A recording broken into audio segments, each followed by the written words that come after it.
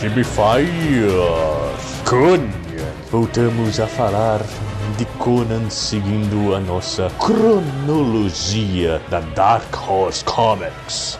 Compilados nas edições Omnibus da Mitos Editora. Gente, perdão, eu não me atentei aqui, mas, bom, não é nem meu erro, sabe? A gente tá adentrando aqui no Omnibus volume 4 e eu lembrei que eles optaram por colocar uma história que se chama O Insano Rei de Gali, o Fardo da Coroa.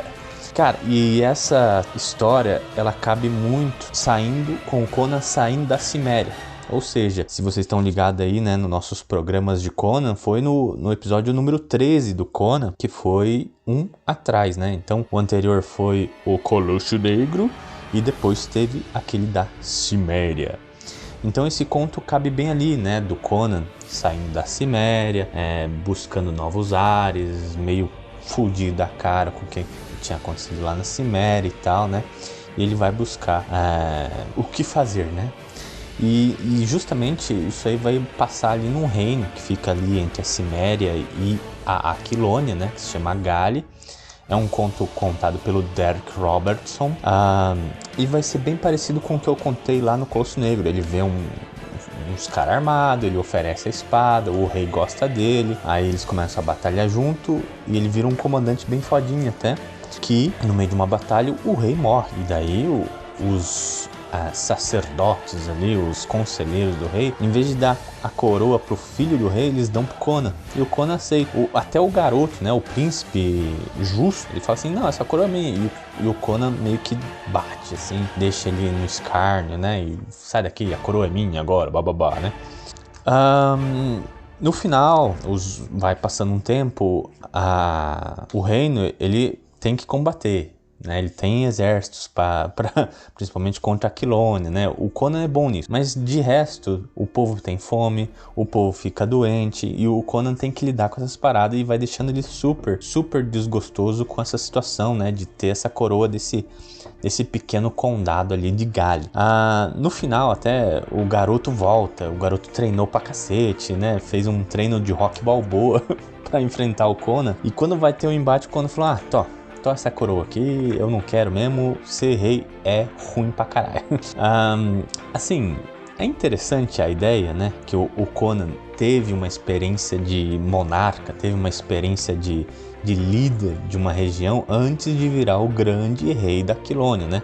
Não se compara, né? Esse reininho ali era um castelo, um feudo, né? Tem nada a ver com o futuro reino dele da Aquilônia. Mas assim, fica meio perdida essa história. Ela é original, tá? O Robert Howard não tem nada a ver com isso aqui. É uma ideia interessante no sentido que o Conan tem esse primeiro vislumbre, né? Do que é ser um monarca. Ele não gosta, ele rejeita, né, a ideia, ele quer mesmo que continuar na parada dele. Só que assim, mostra um Conan também meio malvado, né, de tipo, dá aqui essa coroa pra mim, dá esse reino pra mim, né. O Conan tem a sua era, assim, juvenil, que ele quer só coisas pra ele, assim, mas ele nunca foi mal, né? Ele nunca foi, assim, mesquinho a esse ponto de tirar o direito de alguém que realmente tinha o direito, né? Então vira um conto meio rançou, assim, não foi legal, gente. O desenho é até bacana desse Darick Robertson, tá? Mas a condução dele não foi legal e também, né, a localização dele no meio do ônibus 4 tá super errada, gente. Você tem que meio que se relocalizar de volta na história do Conan, sendo que a ideia desses ônibus era justamente deixar tudo na ordem cronológica, né? Então eu acho que a Dark Horse não sabia onde colocar esse conto e colocou aqui meio que de uma forma super errônea, sabe? Super errônea mesmo. Mas assim, dito isso, gente, vamos voltar para o nosso cronologia. Então, né, o Conan passou lá pelo Colosso Negro, bateu em todo mundo lá naquele conto super foda do Robert Howard. E agora a gente vai entrar numa era que se chama Os Companheiros Livres.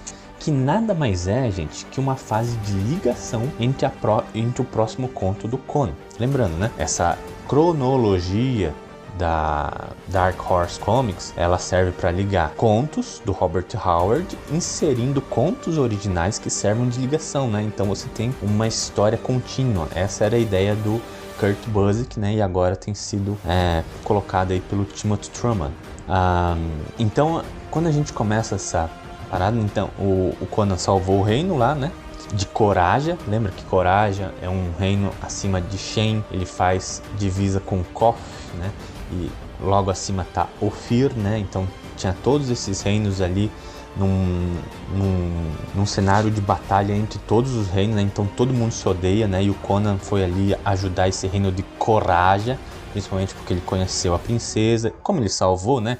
Ele já era o general, agora ele salvou o reino e agora, né, é o favorito ali da princesa, muito, né, também porque o último conto termina com eles indo fazer um amorzinho gostoso no meio de uma ruína no meio do deserto, né, enfim. Então o Timothy Truman continua, né, tipo, o Conan voltou pro palacete, né, e tá vivendo no palácio junto da princesa, sendo, assim, o seu general e também sendo o seu consorte real, né?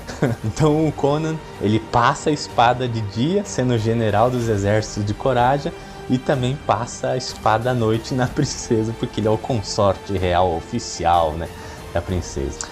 Muito legal dessa história, desse comecinho, porque eles chamam o Joey Kubert, cara, pra fazer algumas coisas. Então o Conan tá lá sendo o brutão dentro desse palácio, né, onde todo mundo é pomposo, e o Conan é aquele bruto, né, e ali ele vai contar algumas histórias pra princesa, né, sobre a Ciméria. E essa parte da Ciméria, onde a mãe do Conan e outras pessoas lá da vila do Conan estão enfrentando alguns demônios lá, os Scree, né, que é aqueles demoninhos que o Conan enfrentou naquela fase da Ciméria e tal. Essas partes daí vão ser desenhadas pelo Joey Kubert. E o Joey Kubert, né, ele sempre teve esse histórico de desenhar coisas da literatura adaptadas por quadrinho, né? Então é um ar assim super que a gente já correlata só de bater o olho, né? Então foi legalzinho, mas foi só uma ediçãozinha, né? Só para ter esse agrado. Depois, gente, o Timothy Truman, ele fez uma parada que eu gostei assim, tenho amor e ódio por essa parte, tá? Porque o próximo conto vai ser Sombras de Ferro ao Luar. Naquele conto, o Conan, ele começa num cenário de batalha tudo fodido, né? O exército dele caiu. E aqui o Timothy Truman, ele já vai jogar essa cena pra gente, tipo o Conan jogado nesse pântano. Só que ao mesmo tempo, o conto ele vai indo e voltando, né, pro Conan vivendo esse mundo de palacetes. Então, quando o Conan tá lá jogado no pântano, ele vai lembrando, né, de como as coisas começaram a dar errado. Ele tava lá, vivendo de boa, ele era um brutão, a princesa não é uma brutona, né, tipo, ele salvou o reino, mas o Conan continua sendo Conan, né. Então começa a ter atritos entre a realeza e o Conan. Tudo fica pior quando chega um outro príncipe, né, de outra nação lá, é um cara também de Koth, ele também é um meio que dissidente de Koth, então ele quer unir as suas bandeiras junto ao do reino, mas ao contrário do Conan, ele não é um brutão, ele já é da realeza, né, então o que cai nos agrados da princesa. Mesmo o Conan salvando o irmão da princesa, lembra que essa história inteira lá do Colosso Negro começou porque o irmão da princesa, ele foi para Ophir tentar angariar votos para ele, né, um exército para ele para combater Koth, e Ophir traiu o príncipe e prendeu o príncipe, né, o que faz, né, a princesa ser a regente na linha sucessória de Coraja, né. Aí o Conan dá um jeito na situação, ele faz um assalto team e vai lá e entra na surdina. A gente tem até o vislumbre de alguns personagens que a gente já tinha visto antes, né? Que é aquela menininha lá do Mão de Nergal, que ela tinha poderes, o ceguinho Geri, né? Então eles estão tudo ali ajudando o Conan nessa infiltração. Lembrando, aí fica trocando, né? Procurando Conan fudido num pântano, todo machucado e querendo comer rato porque tudo deu errado na vida dele, né? Então a gente fica, é bem legal isso, né? Que a gente fica contrastando um Conan muito foda, general, a um cara que tá quase morrendo. Nisso a princesa ali de Coraja fala assim, não, Conan, não dá mais, você quase matou meu irmão nessa jornada doida, então vai embora.